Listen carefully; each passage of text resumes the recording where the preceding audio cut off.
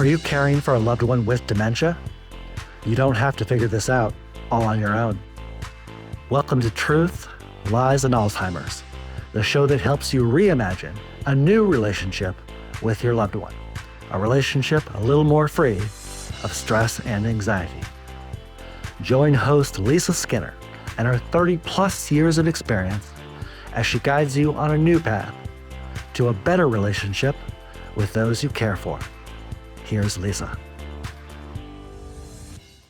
Hi, everyone. Welcome back to another new episode of the Truth, Lies, and Alzheimer's Show. I'm Lisa Skinner, your host.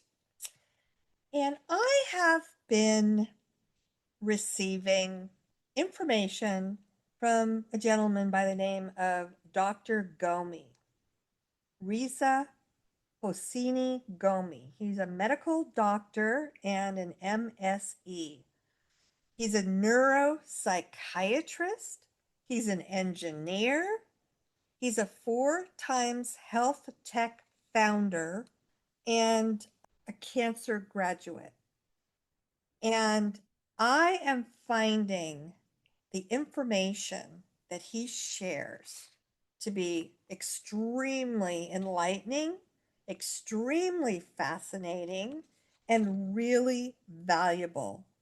And this doctor has diagnosed thousands of patients living with Alzheimer's disease and related dementia and does a lot of research on this topic. So I'm going to share this information with you today. And I will be sharing more of his information with you in future episodes because I think that this is a really valuable resource of information for all of us. So he's telling us that he has discovered that through his research that there are 5 things that we all can do starting today that cuts our risk of developing dementia by 40%. And none of them require supplement. Yay. And he says, after diagnosing thousands of dementia cases, he's learned that prevention matters more than any treatment that we currently have available to us today. The research is clear on what works. And this is his recommendation, what the research has shown, and what moves the needle. Number 1, we got to protect our hearing. Hearing loss in midlife doubles our dementia risk. So it's recommended to use ear protection around loud noises, address hearing problems early with aids, because our brain has to work harder when it can't hear clearly. Number 2, we've got to prioritize sleep quality. I read this all the time, and he's reemphasizing that here in this information he's providing. It's recommended that we each get 7 to 9 hours of consistent sleep. Sleep in a dark, cool room without screens. Address sleep apnea if you snore. And the findings are that poor sleep prevents what happens in our brains when we fall into that REM sleep, and it's brain waste clearance. It's almost like the brain goes into this washing machine mode or dishwasher mode and cleans out all the toxins that are accumulating in our brain. If you don't get 7 to 9 hours of consistent sleep and fall into the deep sleep stage of REM, that brain waste clearance happening will not happen. Number 3, move your body. Move our bodies regularly. It's recommended 150 minutes of moderate exercise per week. And the key is moderate exercise. Walking counts if it raises your heart rate. Resistance training is recommended twice weekly because exercise has been found to increase brain-derived neurotropic factor. Number 4, stay socially connected. Loneliness has been found to increase our dementia risk by 50%. And I wanted to just mention that there is a correlation between hearing loss and isolation because people with hearing loss have a difficult time being engaged in social interactions and social, so this is all tied in. So we want to be in a position where we can enjoy and have regular, meaningful conversations. They matter. Join groups, volunteer, maintain friendships throughout your life. Quality of connections beats quantity. Number 5, manage your blood pressure.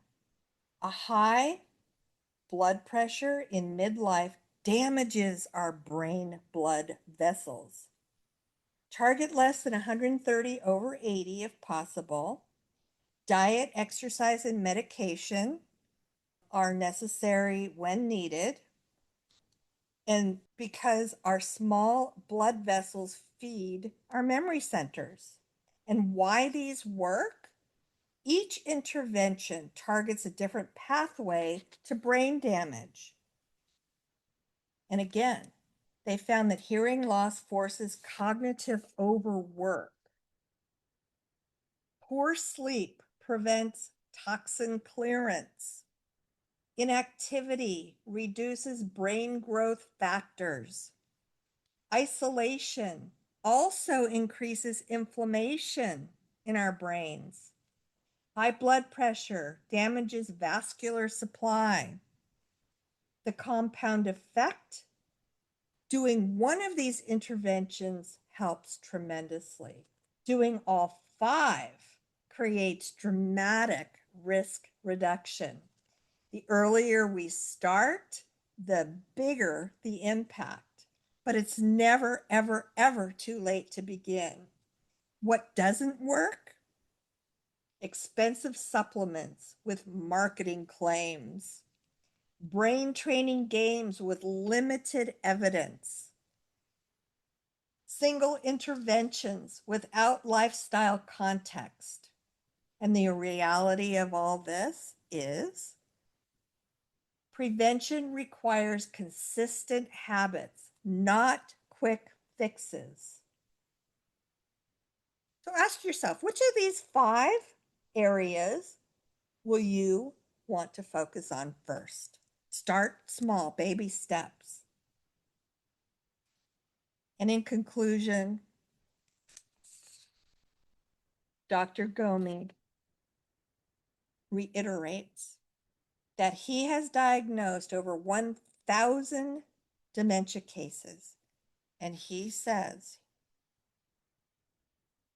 40% were preventable, and that his patients wished they'd known what I just shared with you today. I think that's pretty profound. And I wanted to share one other bit of information that I come across that I think is really, really important for everybody to be aware of. This is pretty substantial.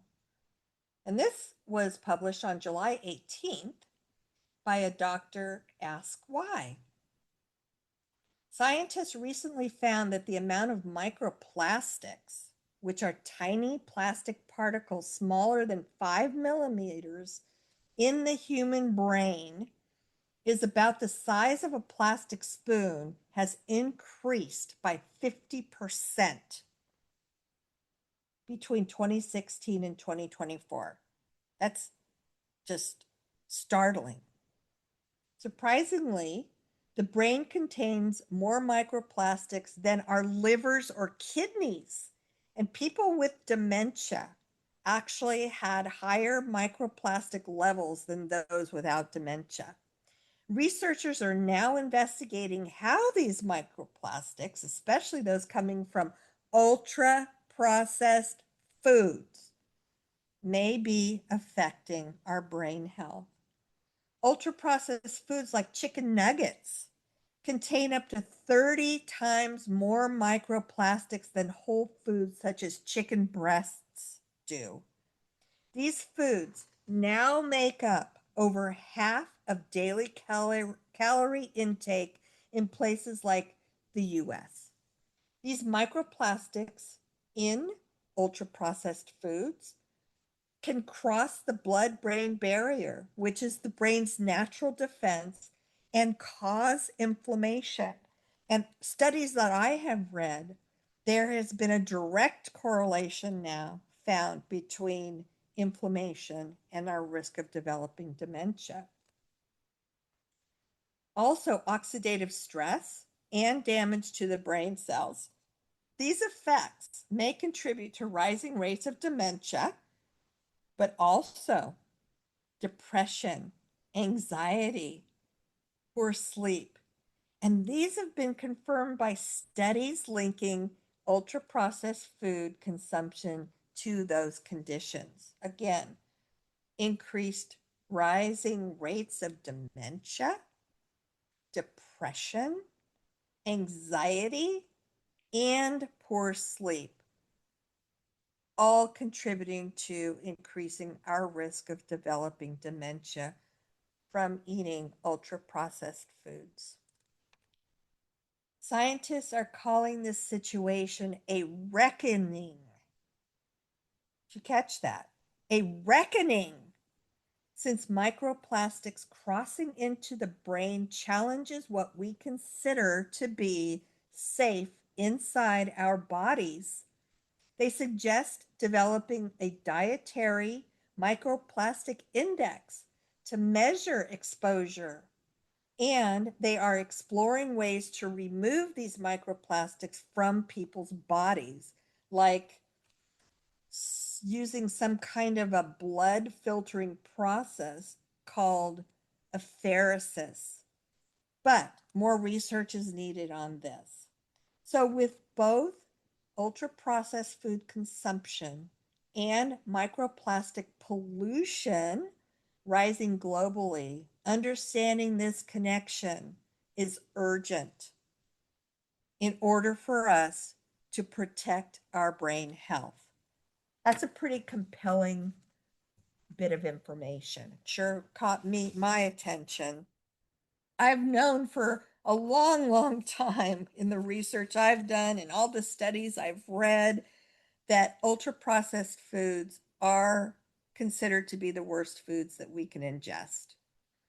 And now this has come out saying that they increase the amount of microplastics by 50% between 2016 and 2054 that are being found in our brains. So, food for thought, no pun intended. But, I've said this before and I'm going to say it again. There is absolute truth in the adage that we are what we eat. Anyway, I thought this was going to be really valuable for all of you to know. I wanted to share it with you. I think the more we learn about what can possibly increase our risk of developing Alzheimer's disease and related dementia is critical for our long-term health. So that's one of the things and reasons why I bring this information to all of you every week, because I want you to be informed. That way you can make your own decisions on how you choose to live your lives moving forward and reduce your possible risk of developing Alzheimer's disease. We don't know what we don't know. I'm taking it upon myself to educate you.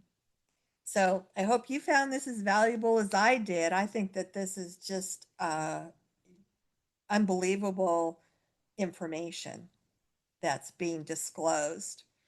So that'll do it for this episode of The Truth Lies in Alzheimer's Show. I'm Lisa Skinner, your host.